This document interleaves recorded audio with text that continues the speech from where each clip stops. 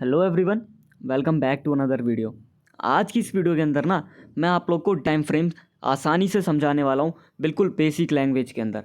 तो आप लोगों को कुछ लोग तो समझा देते हैं, मतलब यूट्यूब पे वीडियोस बना के, पर उन लोगों का कंटेंट जो होता है वो ऐसा होता है कि आप लोगों को उस वीडियो में समझ में भी आ रहा होता है, लेकिन जब आप लोग चार्ट पे उस चीज़ को अप्लाई करने आते हो ना, बत्ती गुल हो जाती है आपकी।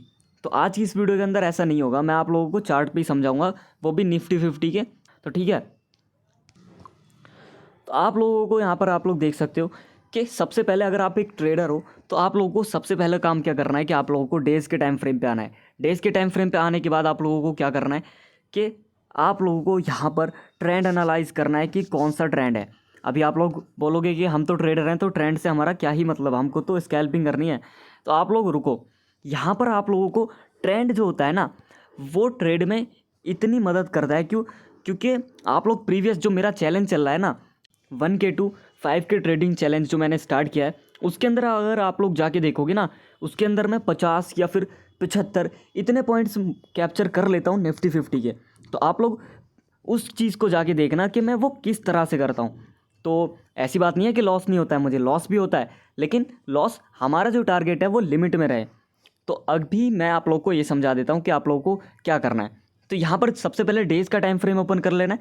यहाँ पर आप लोग देखो कि आप लोगों को ट्रेंड एनालिसिस करना है कि यहाँ पर सबसे पहले ये वाला जो ट्रेंड है ये अपसाइड का है। यहाँ पर अगर आप लोग एक चीज़ देखोगे ना तो डेज़ के टाइम फ्रेम के ऊपर ना आप लोगों को मैनिपुलेशन कम देखने के लिए मिलेगा। तो यहाँ पर आप लोग देखो कि अगर ट्रेंड जो है वो डाउन साइड का है तो प्रॉपर डाउन साइड का ही है, और अगर अप साइड का है तो प्रॉपर अप साइड का है। तो यहाँ पर आप लोग देखो इसके मतलब डेज़ के जो टाइम फ्रेम होते हैं ना, तो वहाँ पर आप लोगों को कैंडल स्टिक पैटर्न्स भी काफ़ी अच्छे से देखने के लिए मिल जाएंगे। कुछ लोग आप लोगों को बहुत ज़्यादा एडवांस नॉलेज दे देते हैं जो कि आप लोगों के समझ में कुछ आती है कुछ नहीं आती। तो उसकी वजह से क्या होता है, आप लोग ट्रेडिंग में तो आ जाते हो, मतलब ट्रेडिंग करने लगते हो, लेकिन आप लोग अपना कैपिटल वाइप आउट कर देते हो। क्योंकि आप लोगों की जो रिसोर्सेज हैं वो उन लोगों की रिसोर्सेज से अलग हैं। क्या पता वो लोग ज़्यादा लॉट से ट्रेडिंग करते हो या कम लॉट से ट्रेडिंग करते हो, और वो कम कैप्चर करते हो पॉइंट्स, और बस उनके लॉट्स पड़े हुए हों। तो वो सब चीज़ें डिपेंड करती हैं एक मतलब ट्रेडिंग पे। तो आप लोगों को क्या करना है कि आप लोगों को अपने आप को सबसे पहले जज करना है कि आप लोग कितने कैपिटल से ट्रेडिंग कर रहे हो, कौन सा लॉट आप लोगों को बाय करना है, और कितनी क्वांटिटी आप लोगों को लेनी है, और कितने पॉइंट्स आपको कैप्चर करना है, उसके अकॉर्डिंग आप लोगों को ट्रेड देखना है उसके अकॉर्डिंग। और सबसे पहले आप लोगों को अपना स्टॉप लॉस और टारगेट का जो जोन है वो आप लोगों को अच्छी तरह से उसको मास्टर कर लेना है। ठीक है, तो बेसिक नॉलेज आप लोगों को इतनी ही गेन करनी है, कोई एडवांस लेवल की नॉलेज आप लोगों को गेन करने की ज़रूरत नहीं है ट्रेडिंग में, क्योंकि वो चीज़ आप लोगों को सिर्फ और सिर्फ भटकाएगी और आप लोगों का कैपिटल वाइप आउट कर देगी। ऐसी एडवांस्ड नॉलेज लेने का ना कोई फ़ायदा नहीं है कि आप लोग, उससे ये होगा कि आप लोग ट्रेडिंग को उस लेवल तक सीख ही नहीं पाओगे, उससे पहले ही आप लोग ट्रेडिंग क्लोज कर दोगे, क्योंकि आप लोगों का वाइप आउट हो चुका होगा कैपिटल। तो आप लोगों को सिर्फ बेसिक पे ध्यान देना है, तो मैं आप लोगों को वही सिखाने वाला हूँ। तो सबसे पहले डेज़ के टाइम फ्रेम पे आप लोगों ने एनालाइज कर लिया, ठीक है। और आप लोगों को क्या करना है, जहाँ पे मार्केट है, जैसे अभी आप लोग अगर देखो मार्केट है 25,285 पे, तो आप लोगों को क्या करना है कि यहाँ पर सपोर्ट और रेजिस्टेंस बना देने हैं इस जोन के आसपास। सपोर्ट और रेजिस्टेंस कैसे बनाते हैं कि आप लोगों को चेक कर लेना है कि पीछे मार्केट किस जोन से ज़्यादा रिस्पेक्ट कर रहा है, किस जोन को। ठीक है, यहाँ पर आप लोग देखो मैंने एक जो रेजिस्टेंस है वो बना रखा है 314 पे, ठीक है, 25,314 पे। यहाँ पर आप लोग देखो कि मार्केट ने इस जोन को काफ़ी अच्छी तरह से रिस्पेक्ट किया हुआ है पीछे, तो इस वजह से मैंने इस जोन पे एक रेजिस्टेंस भी बना रखा है और सपोर्ट भी है ये। ठीक है, तो आप लोगों को इस तरह से करना है, जैसे यहाँ पे अभी करंट मार्केट कितने पे है, 25,285 पे है, 285 पे। ठीक है, आप लोगों को क्या करना है कि आपको उस जोन के आसपास, जिस जोन के आसपास मार्केट है, वहाँ पर आप लोगों को अपने सपोर्ट और रेजिस्टेंस को बना देना है। जैसे यहाँ पर सबसे मतलब मार्केट ने हायर हाई कितना बनाया था, 443 तक, तो हमारा नेक्स्ट टारगेट यहाँ तक का हो सकता है। तो मतलब मैं प्रोबेबिलिटी दे रहा हूँ आप लोगों को, मैं ये नहीं कह रहा कि आपको ट्रेड एग्जीक्यूट करनी है, लेकिन मैं आप लोगों को एक प्रोबेबिलिटी दे रहा हूँ कि मार्केट ओवरऑल अप ट्रेंड में, तो हमारा नेक्स्ट टारगेट यहाँ तक का हो सकता है। तो मैंने यहाँ पर एक जोन बना दिया है। ठीक है, अब आप लोगों को इतना काम कर लेने के बाद आपको थोड़े छोटे टाइम फ्रेम पे आना है। ठीक है, आप लोग को बड़े टाइम फ्रेम से स्टार्ट करना है, फिर छोटे पे आना है। ठीक है, तो यहाँ पर आप लोग देखो, यहाँ पर 4 आवर के अगर टाइम फ्रेम पे हम लोग आएँ तो आप लोगों को क्लियर स्पाइक देखने के लिए मिल जाएगी। मार्केट अगर डाउन ट्रेंड में तो डाउन में, अप ट्रेंड में तो अप में। लेकिन इसका एक डिसएडवांटेज ये है कि आप लोगों को एक दिन के अंदर सिर्फ और सिर्फ 2 या 3 ही कैंडल देखने के लिए मिलेंगी, क्योंकि यार हम लोग एक स्कैल्पर हैं यानी ट्रेडर हैं, तो हम लोगों को 3-4 घंटे के अंदर ही अपनी ट्रेडिंग में प्रॉफिट निकालना होता है। तो उसके अकॉर्डिंग हम लोगों को देखना है, ठीक है। तो आप लोगों को 4 आवर के टाइम फ्रेम पे क्या करना है कि प्रीवियस डेज जो है ना, उनमें आप लोगों को देखना है कि मार्केट क्या कर रहा है। तो अप ट्रेंड में है, ठीक है, तो यहाँ पर आप लोग देखो कि यहाँ पर प्रॉपर डाउन ट्रेंड में था, ठीक है। फिर उसके बाद अगर पीछे जाएं तो यहाँ पर प्रॉपर अप ट्रेंड में था। ऐसी बात नहीं है कि मार्केट एकदम से ऊपर जाएगा, आप लोगों को ये चीज़ एक्सपेक्ट नहीं करनी है मार्केट से कि मार्केट एकदम से ऊपर जाएगा। मार्केट वैसा कभी करता ही नहीं है। आप लोगों को क्या कर सोच के चलना है, सब कुछ एक्सपेक्ट करके चलना है कि मार्केट ऊपर जाएगा, यहाँ पर फिर वापस आएगा, रिट्रेस करेगा, मेरा स्टॉप लॉस भी खाएगा, फिर उसके बाद ऊपर जाएगा, फिर उसके बाद आएगा, या साइडवेज भी हो सकता है या फिर नीचे भी आ सकता है। आप लोगों को 3 प्रोबेबिलिटी हैं जो आप लोगों को एक्सपेक्ट करके चलनी है कि मार्केट यहाँ से ऊपर जा सकता है, नीचे आ सकता है और साइडवेज हो सकता है, ठीक है।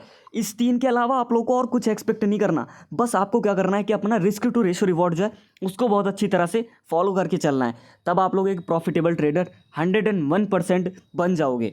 अगर आप लोग proper risk to ratio reward manage करके चलो। जैसे यहाँ पर अगर हम लोगों को कोई ट्रेड एग्जीक्यूट करनी हो ना, ये मैं आप लोगों के साथ सिर्फ और सिर्फ नॉलेज के पर्पज़ से शेयर कर रहा हूँ। मैं आप लोग को ये नहीं कह रहा हूँ कि आप लोग जाके ट्रेड एग्जीक्यूट करना, ठीक है।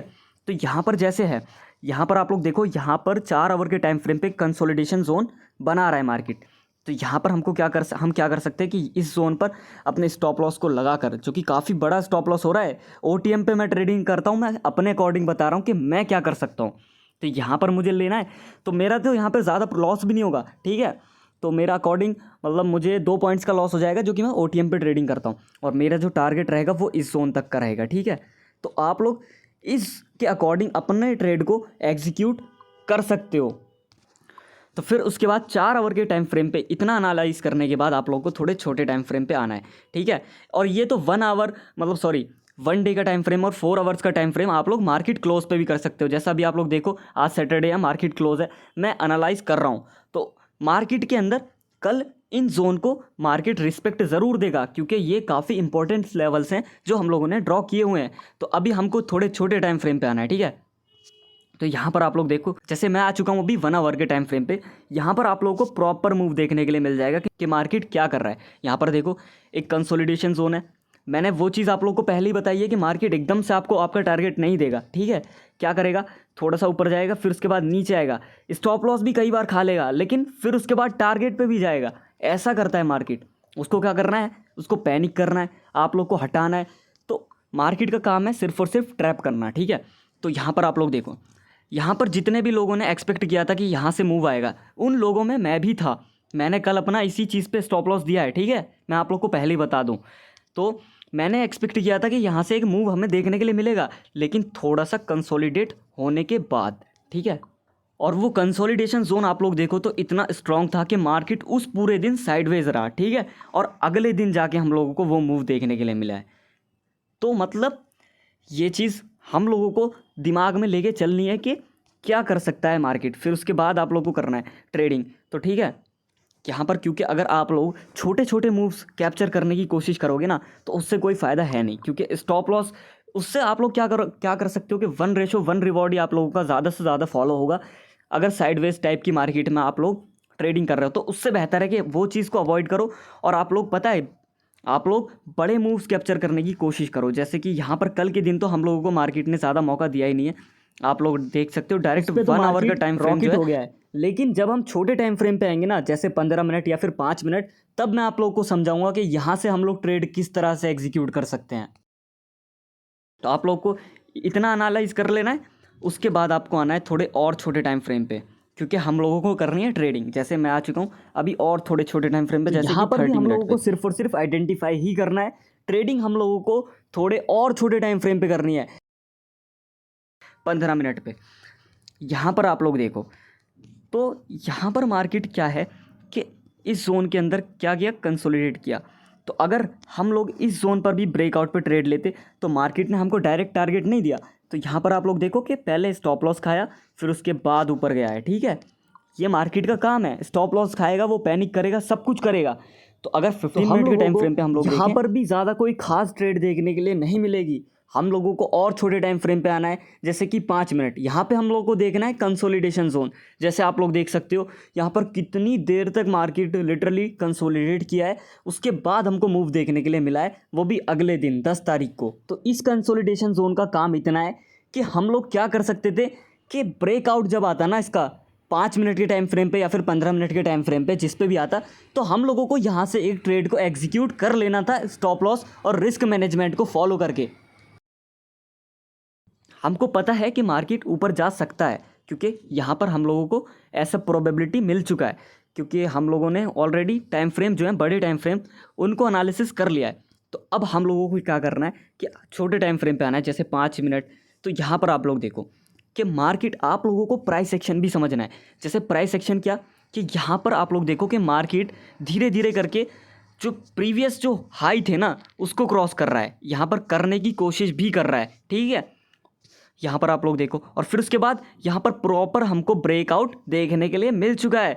लेकिन मार्केट ने क्या किया, एकदम से ऊपर नहीं गया, पहले स्टॉप लॉस लगाया, बंदों को ट्रैप किया, यहाँ पर पैनिक किया, स्टॉप लॉस लिया, और फिर उसके बाद ऊपर गया है, ठीक है। ये सब कुछ आप लोगों को ध्यान में रख के चलना है कि मार्केट क्या क्या कर सकता है। वो आप लोगों का सिर्फ और सिर्फ स्टॉप लॉस लेना चाहता है, और मार्केट का काम है सिर्फ ट्रैप करना, ठीक है। आप लोग इस चीज़ को याद रखना कि मार्केट का काम सिर्फ ट्रैप करना है। तो अभी यहाँ पर देखो, यहाँ पर हमको पता है कि ट्रेंड किधर साइड का है, अप ट्रेंड है, ठीक है। तो कभी भी ना ट्रेंड के खिलाफ ट्रेडिंग मत करना अनटिल अनलेस आप लोग को प्रॉपर कन्फर्मेशन ना मिले, ठीक है। तब आप लोग कर सकते हो, लेकिन उसमें भी ट्रैप होने के चांसेस ज़्यादा हैं, ठीक है। तो अभी हम लोगों को पता है कि मार्केट का ओवरऑल जो डायरेक्शन है वो अप साइड का है।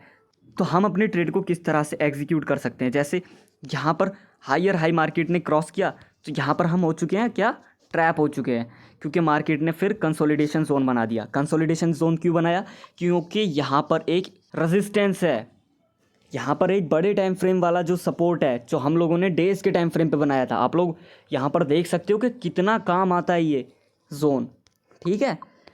तो ये काम है बड़े टाइम फ्रेम के जोन का। यहाँ पर आप लोग देखो, एक चीज़ नोटिस करो कि जो ज़्यादातर हम लोगों को कंसोलिडेशन जोन है ना, वो बड़े टाइम फ्रेम के आसपास ही देखने के लिए मिल रहा है। मतलब बड़े टाइम फ्रेम पे जो हम लोगों ने सपोर्ट और रेजिस्टेंस को बनाया था, वहाँ पर हम लोगों को काफ़ी कंसोलिडेशन जोन देखने के लिए मिल रहे हैं।